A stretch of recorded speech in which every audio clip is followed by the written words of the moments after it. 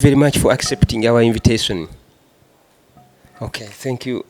You recently made a comment and said that Honorable Jim Akenna has no moral authority to describe people as state agents. What exactly were you talking about there? Jim Akenna's wife is a member of President Museveni's cabinet. Before she was appointed, they had about 10 meetings.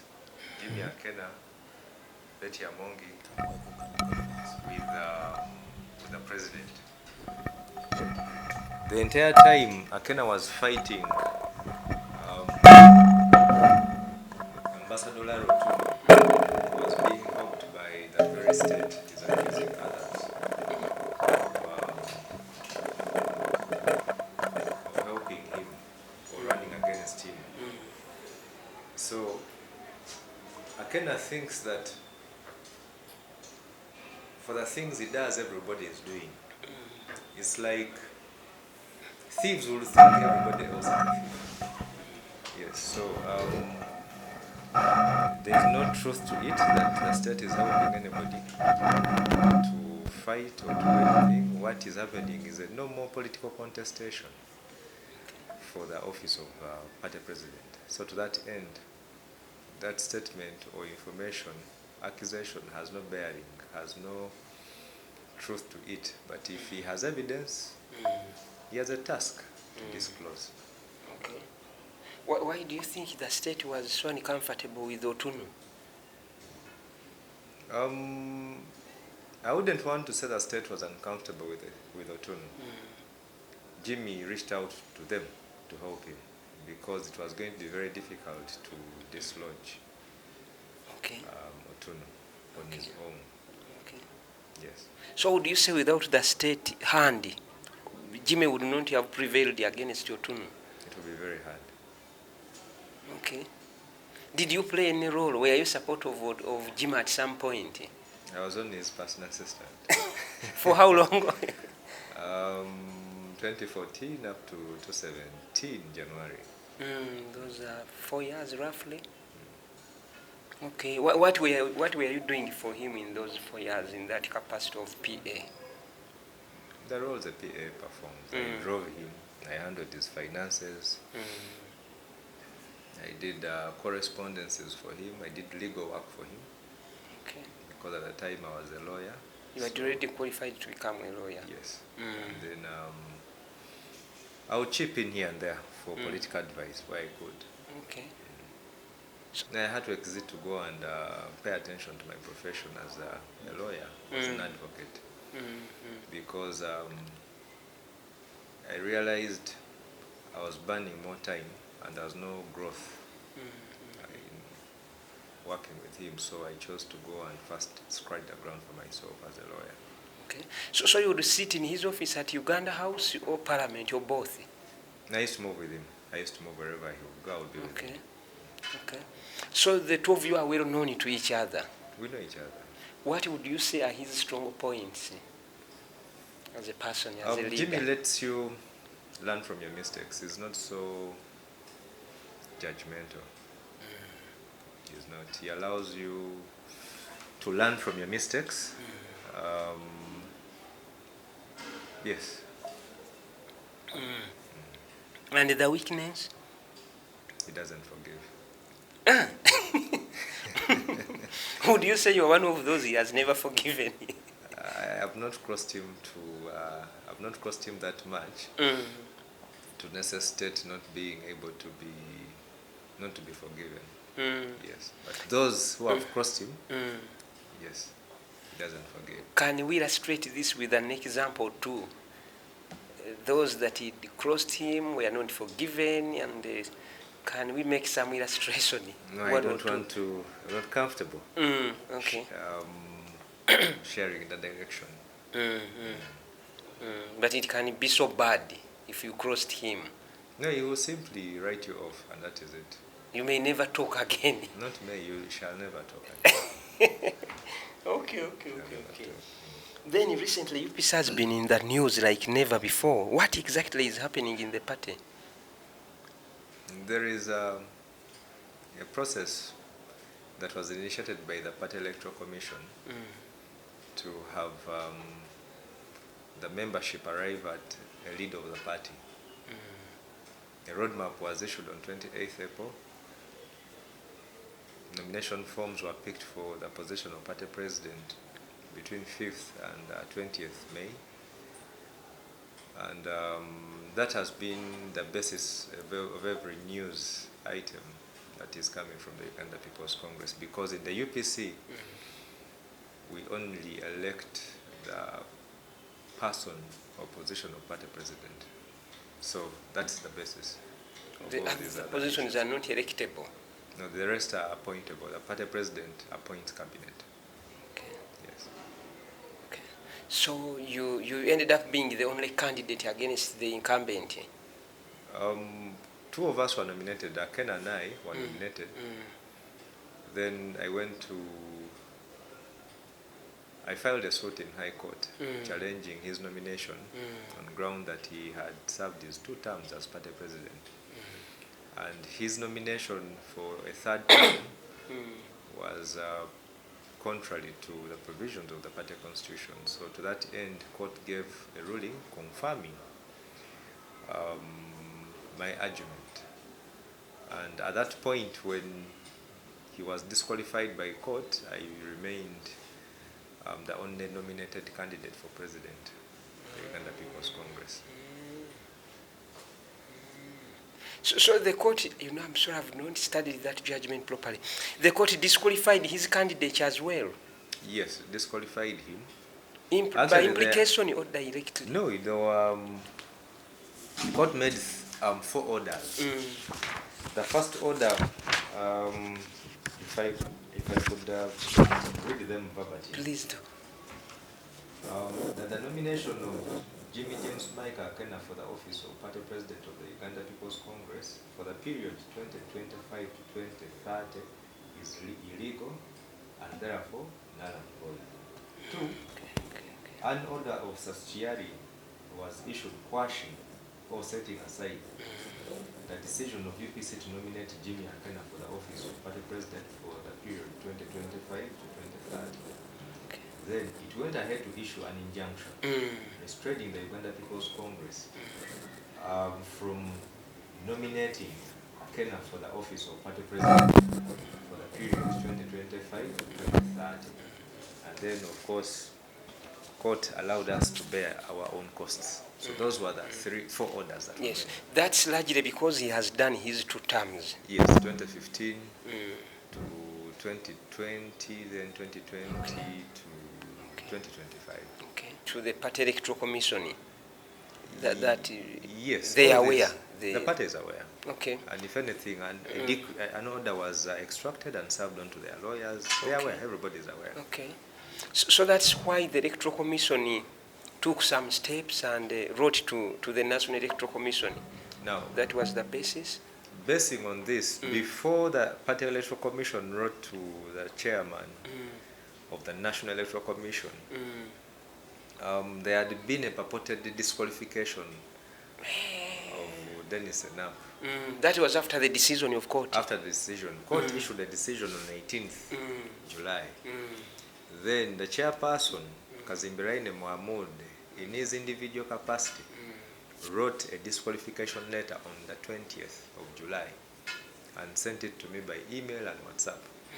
And in that letter, he was disqualifying me for having declared myself party president nominated and opposed.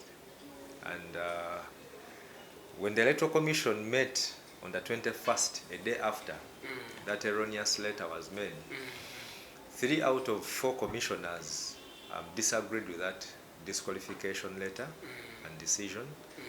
They went ahead to rescind and set it aside. They declared me as party president, having been nominated and opposed. They forwarded my name to the National Electoral Commission as party president of the UPC for the period of 2025 to 2030, and also went ahead to present me before a commissioner for oaths for me to take my oath, and indeed I took my oath as party president. So to that effect, I'm party president UPC. Okay. Yes, So how did the National Electoral Commission respond to that communication? we're still waiting for the EC. They're supposed to, I think, meet, and then when they resolve, they'll write back. Do they have a time within which they must respond?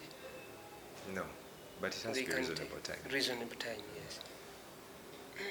That's very serious. So, so you took oath. You even have some photos. Was it a public thing? Was it done quietly? No, it was done quietly before a commissioner because there was a lot of hostility, and the commissioners needed to defend, protect the sanctity of the party constitution. Okay. So that way, to avoid any other unnecessary friction, it had to be a private issue. And the law does not require that it has to be the headquarter, can be anywhere. No, swearing-in is not regulated. The UPC swearing is not regulated by any law. No. Okay. But the former president responded by saying he has dismissed the three. Now, it is as a result of the three declaring me party president that the outgoing party president, Jim Akenna, chose to disqualify the members of the Electoral Commission. But then at that point, he had no power because I had been sworn in as party president. In essence, his term came to an end. But luckily, what we've done, we have reappointed the three to the Party Electoral Commission, and we shall be making that public during the course of the week. You have reappointed the three? Yes, because to rejoin their boss, former boss? Or? No, we have fired. We have fired Kazimbe Raine. Okay. He's a big disappointment and embarrassment to the Uganda People's Congress. Yes, so to that end, we we have to send him back home to retire. So have you put a new chairperson? Yes, we have Magere Emmanuel as the chairperson of the Electoral Commission. So, going back a little bit, how could the party not have known that the outgoing president had served his 2 terms and was therefore not eligible? How could they not have known that provision in the constitution of the party? They knew. But they knew, but then, and people were discussing it, only that no one was bold enough to come out as I did. People preferred to have under the carpet discussions the service of Akenna as party president for the 2 terms, but no one was willing to come out openly. Because that's supposed to be a notorious provision in the constitution. Yes. But does the party have a legal department or something? Because that should be basic work for such a department. The party has no legal department. The party, as Akenna served, didn't have a much legal advisor. It's me who used to advise. On a voluntary basis. On a voluntary personal basis. But as a department, there was no department to help advise him. So when you go to court to challenge them the way you did, and they put in a defense, were you not surprised that they would oppose something so obvious? What were they even saying? What was their response in court? What were they telling court? I was happy that we filed because it was a trap for Akenna because we needed to hear what he was going to say. Either to deny having been party president twice or to concede that he had indeed served his 2 terms. So in a vague way, Akenna said that he admitted having been party president since 2015, and that partly formed the basis of court making the ruling as it did. But what were they trying to say? I've not read the ruling, unfortunately. They didn't have anything. It's so difficult to defend that thing. They were not, if anything, they tried pulling a line that they were raising points of law. They were raising preliminary objections against the suit and not necessarily responding to the issues that we had pleaded to. So in essence, when those preliminary objections were overridden by the information that we gave, then they had no defense left to help them stand. And that's how we got a ruling. Okay. So that's about 10 years ago. So where are we right now? Right now, we have UPC with the party president, Dennis Enap.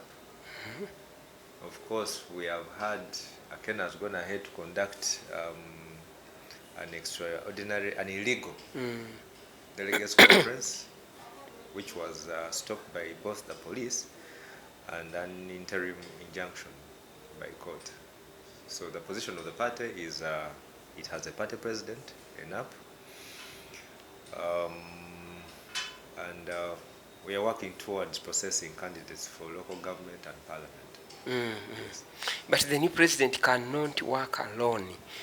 How far have you gone with the process to constitute a cabinet, a team, an executive with whom you will be serving? I'm in the process of constituting the party cabinet. How soon can we expect this to be?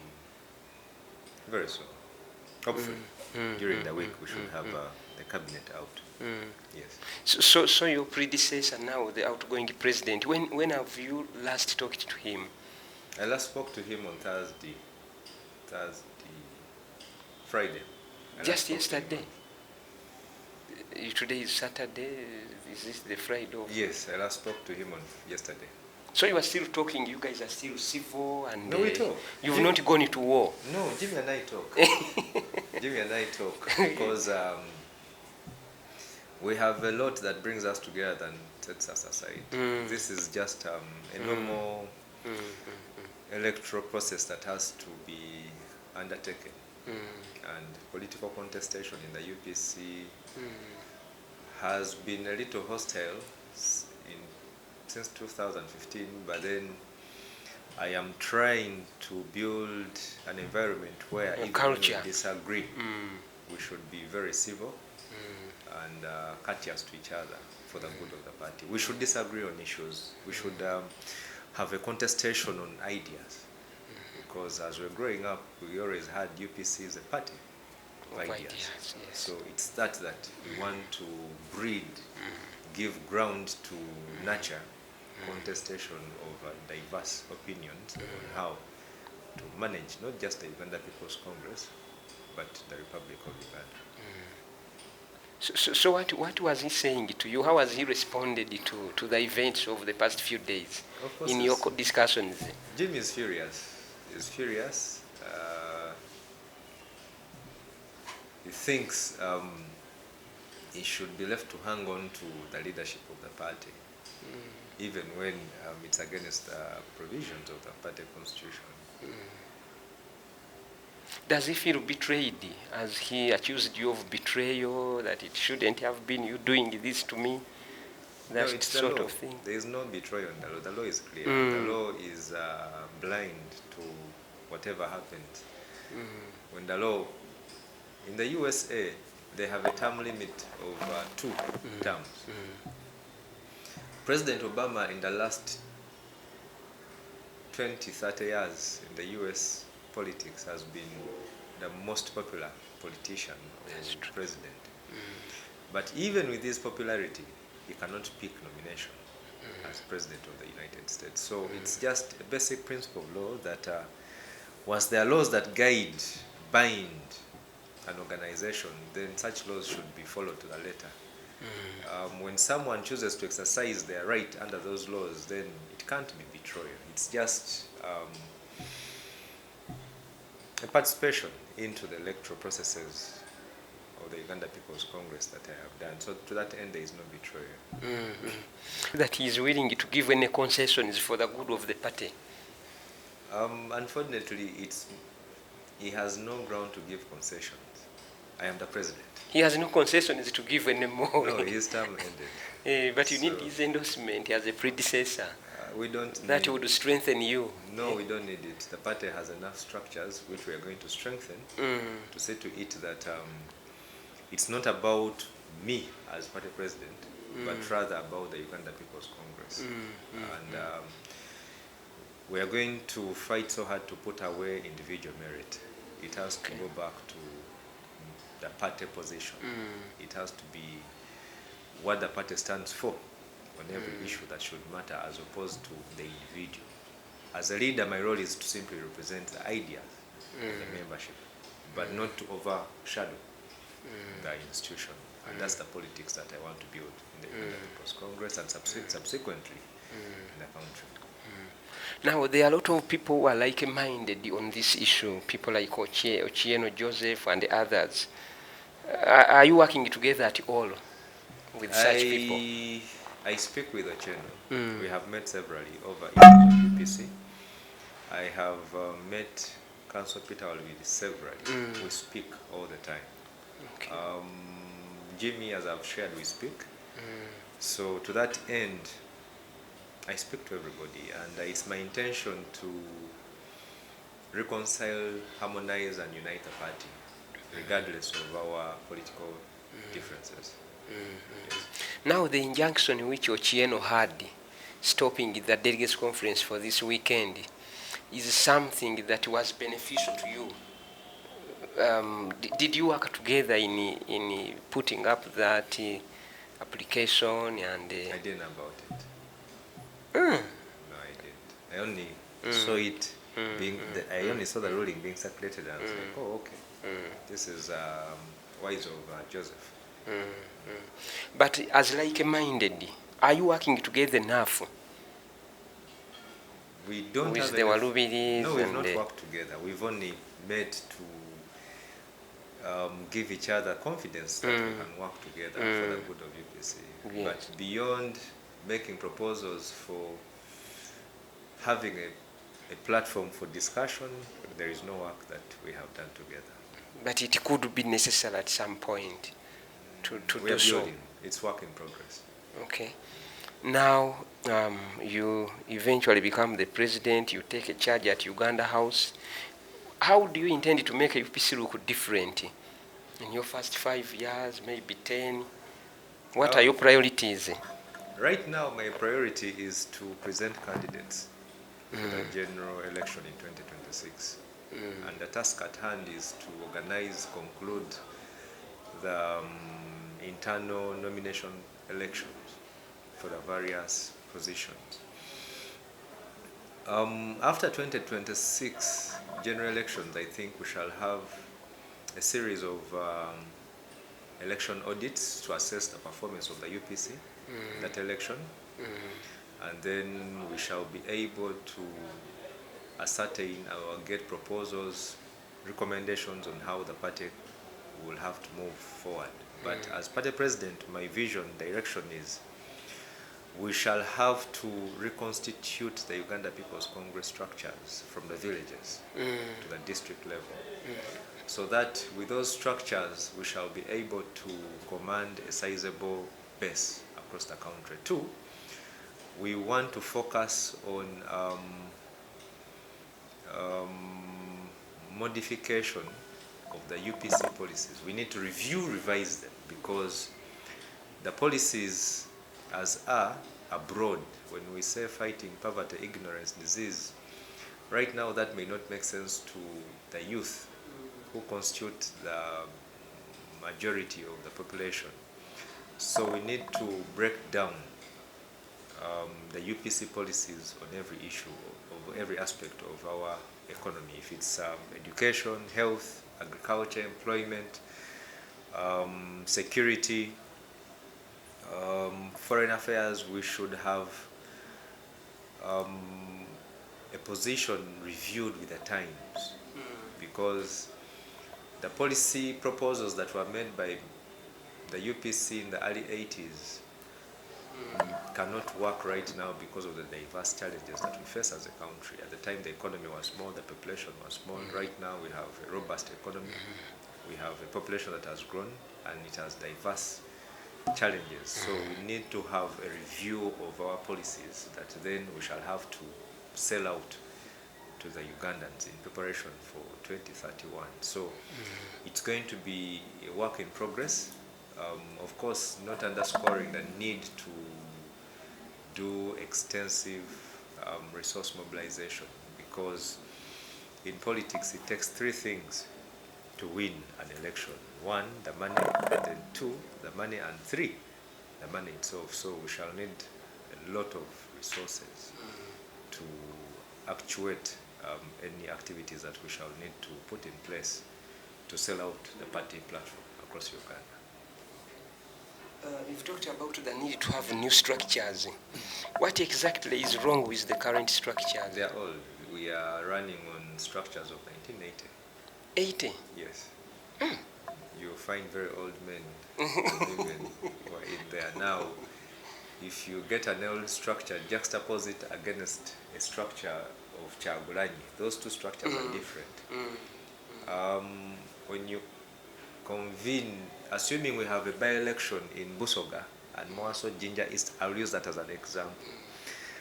Is it possible to move this structure, the old structure, to camp in Busoga to help the party candidate to campaign? Or is it a structure that you'll have to explain to, and they'll also tell you now we have to plan, we're not so energetic. So to meet the tasks and challenges of the times, you need a robust, active, youthful structure that when we say we are camping in Jinja East to help a UPC candidate there, you're sure someone doesn't have to call for drugs at home to move with, or when they get to the ground, they again have to request for a day off to rest, having traveled for about 3-4 hours and exhaustion has hit them. So we need an active, youthful structure that can enable the party push out its message, rally support for candidates, and push the UPC agenda in every corner that we choose to go and see. By the way, how does one come to be a member of the UPC structure? Under our constitution, you reach out to the chairperson in a village, wherever you come from. There should be a structure. But right now, if you went to the secretariat or headquarters or district offices, if there is a district office, it's supposed to be there. It's supposed to, though we don't have most of them running. Okay.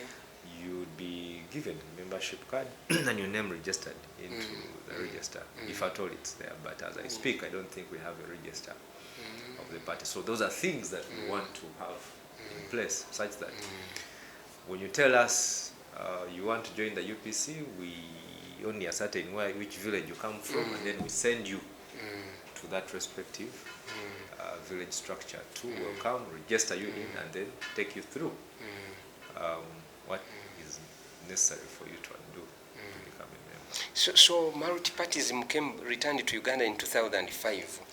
So are we saying that has not been happening even in Lango? That type of thing? Okay, of course, the return of multi-party dispensation has had its own challenges.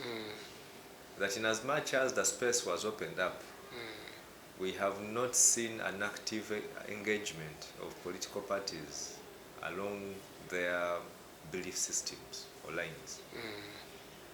Right now, if you want to organize a rally in say, Ruchiga, is it possible that the police will clear that rally? Very unlikely. Yeah, so we are not yet there. But of course, it's also work in progress. That the more you push, the more space you attain. When you don't push, no one gives you that space. So ever since the space was opened up, we've not had an active Uganda People's Congress to try to dig into that space. It's Ambassador Tunu who tried making a mark of the UPC when he was party president. Unfortunately, the internal contradictions didn't give him time to run. Now, apart from structures and a few other things, what else do you think generally needs to change in the way UPC is run and perceived by the country? We have to rebrand ourselves. We have to reconcile with movers and shakers of the politics in Uganda, such as Buganda or in Mengo for this case. We need to look for the other kingdom communities as Busoga, Bunyoro, communities that were affected by the crisis in 1966, because we have never opened up about that discussion. We need to go to Mengo and tell Mengo, whatever happened in 66 is regrettable. And as the young that were never born at the time, we are here to say sorry. And we seek a new mandate with you. If we A can new reconcile, relationship. yes, we want to re-establish that relationship with you. Is there anything you want us to do on our side to factor in, to show remorse towards the events of 66? We need to scale up our participation, engagement on the typical issues that affect the different communities, because then when we keep quiet about what is eating up our country and different societies, then we deny ourselves buying into those spaces and hearts of people. Politics is like vibing a woman. The more you appear to a woman, the more you begin making sense to them. So to appease, to get into the minds of Ugandans, we need to be constantly engaging them on the issues that affect them.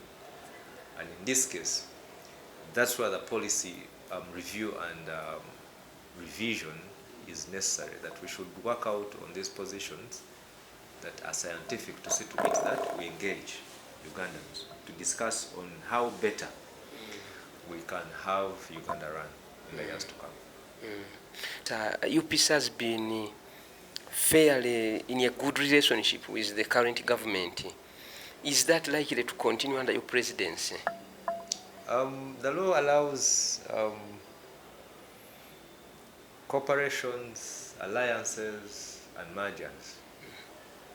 And the UPC is into it for the power. Cooperating, allying, or mergers are part of the ways people achieve power.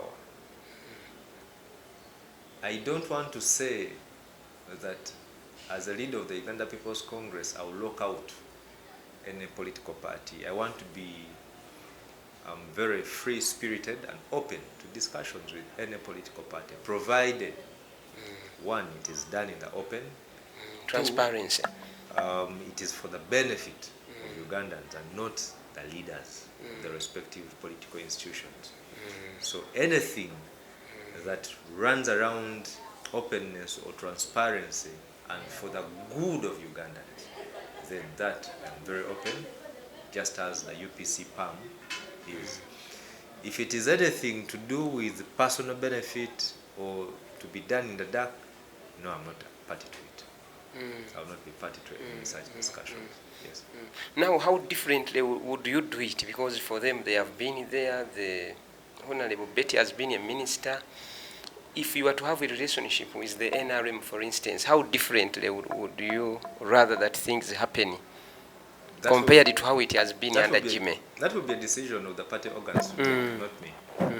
It will be a decision, if at all there is such a discussion, to be taken either to the National Council for discussion, adoption, then for onward transmission to the delegates conference. Now it's the delegates who will decide. If the delegates say no, as party president, I shall be bound. If delegates say yes, as party president, my role is to represent what membership resolves on. So I don't want to say this will happen this way. No, that is a decision that shall be made by the party. Yes. Now, as new president of UPC, how do you intend to relate with other opposition parties? Still, these are discussions that we've had. And any discussion with political parties in the opposition are very open, and it's one of the issues that we want to set out in motion upon getting the headquarters office space. That want to reach out to all these political parties to propose a relationship, yes, a cordial relationship, so that where we are needed, where we can give a hand as a party in opposition, we extend the hand to build up for the 2026 election. Yes. Do you intend to run for presidency? Yes, the party constitution of the UPC mandates the party president to be the flag bearer of the party for the presidential election. So I'll be a candidate Okay. of the UPC in those elections. Is it off the table that you possibly could be open to speaking with other parties, opposition parties, maybe to rally behind one of them, their candidates? Is that totally off the table? No, for now, we shall be on to the ballot.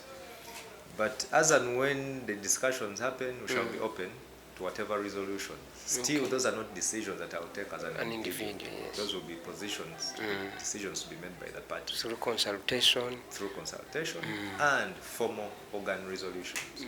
Yes. Then UPC, maybe partly because Dr. Obote lived in exile, used to be very strong in the diaspora. Do you have any program to specifically engage the diaspora and get them on board once again? Already I started, even before I sought nomination as party president. We've reached out to various political parties across the world. And there is hope for the rekindling of these relationships.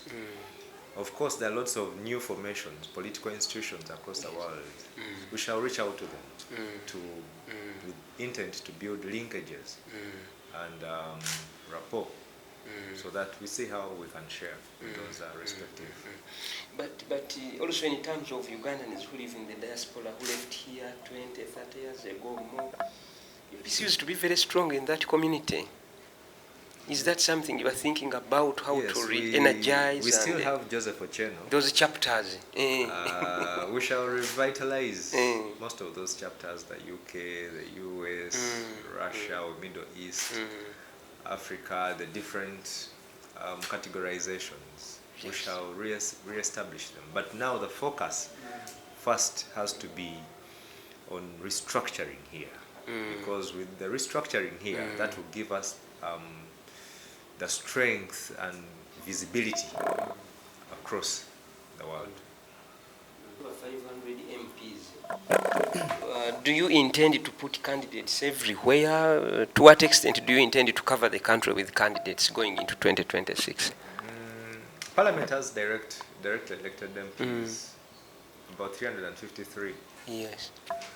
That in the next election could increase slightly to maybe 360. For now, it will be too ambitious for us to front candidates in the 353 constituencies. Yes. It's very difficult.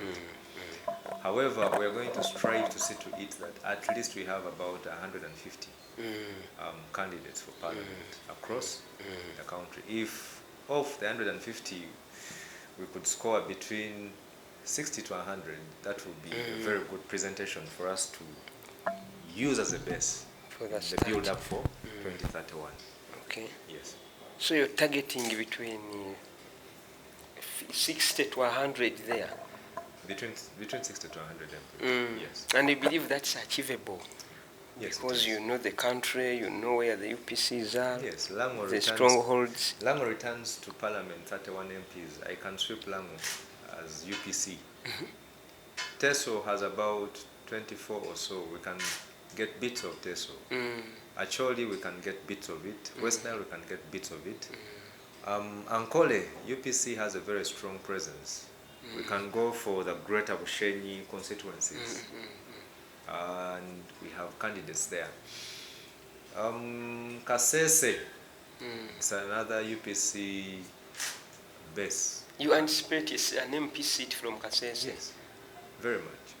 So those are all areas that we can. And then some of these urban constituencies, as Nakawa East, Mutiana Municipality, Jinja East, those are areas that we can have members of UPC elected on the UPC. And you have good candidates in those areas? From some places we have, and in others we have only identified potential candidates whom we are trying to engage. And when all this dust and scuffle over the leadership comes to settle, it should enable us then to solidify our discussions, because then the questions are how then shall they benefit as candidates of the party.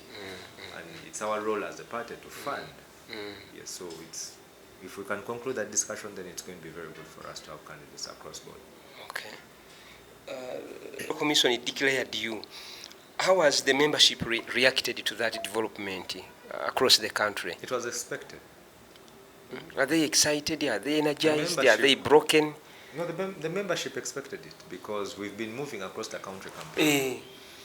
And I have lots of messages of encouragement, congratulating,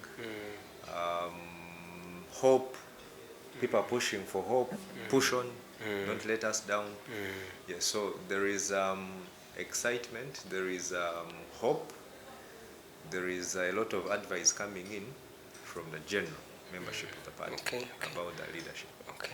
So you're sure you were going to win even if he had not been disqualified? No, I was going to beat Akenna hands down. And he knows it too? Say again? And he knows it too? Yes, he knows it. And that's why after the nomination process, he tried running around with an illegal process of getting new delegates. Getting new delegates away from the known delegates. So he started cooking up delegates. If you're a son of Obote, you're a four-term member of parliament, and you serve for 10 years as party president, by the time you begin fidgeting around to distort the electoral or the nominal roll, then that means that you know what is coming is heavier than your expectation. Okay. Yes. Okay. Now, as we finish, we can briefly reflect on who the new party president is, briefly, in terms of where he went to school, where he grew up from, what does he do during his free time, that type of thing. I am turning 40 this August.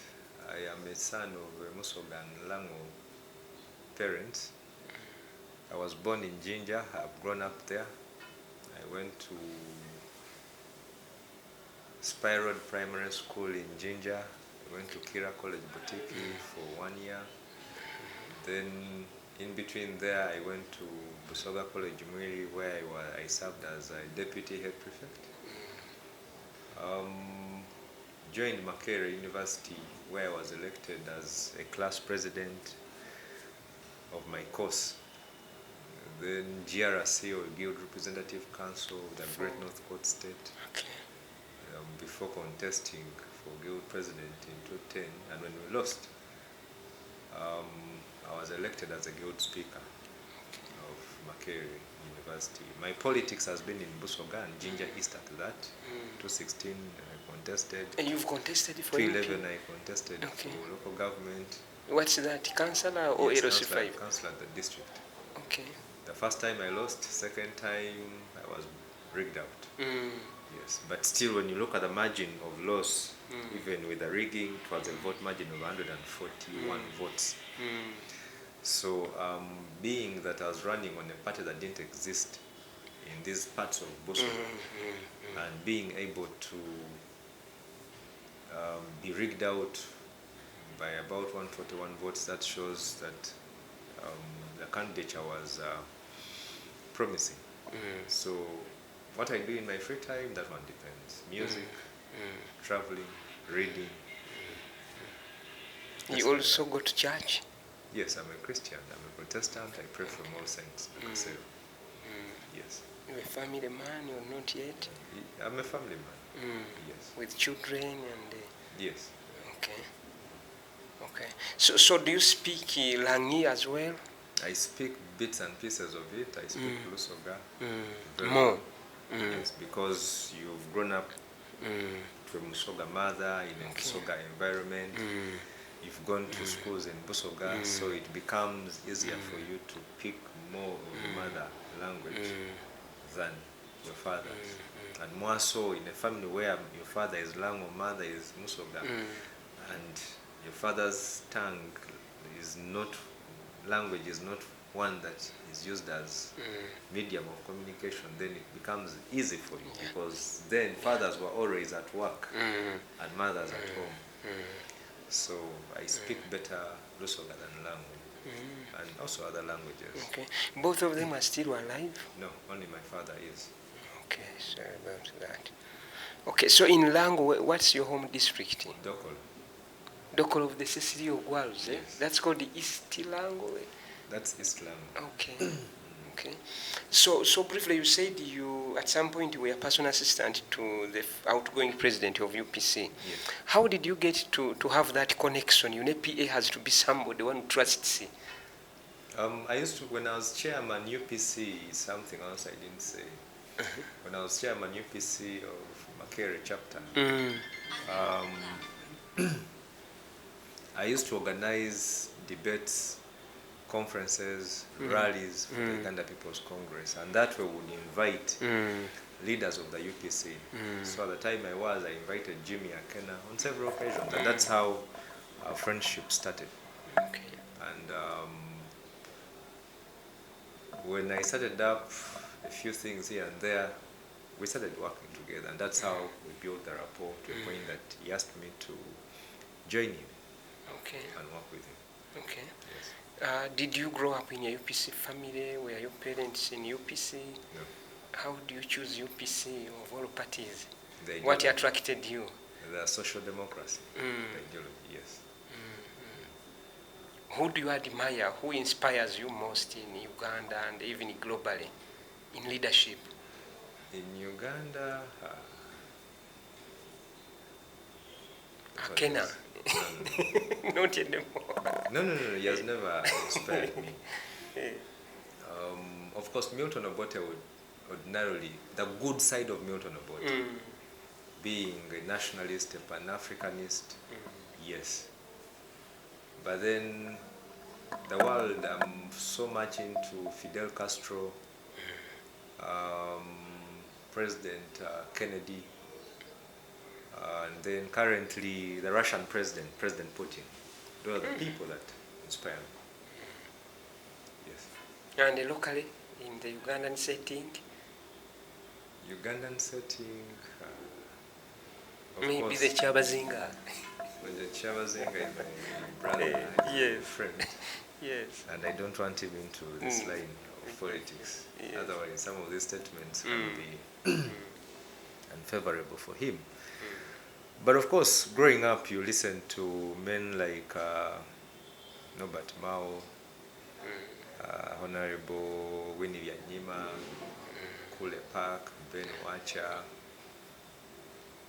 my mother, Kadaga, the Right Honorable. Those are people you grow up watching, listening to, and admiring as a young child growing up. Thank you very much, sir. I appreciate it. Thank you for your time. I appreciate it.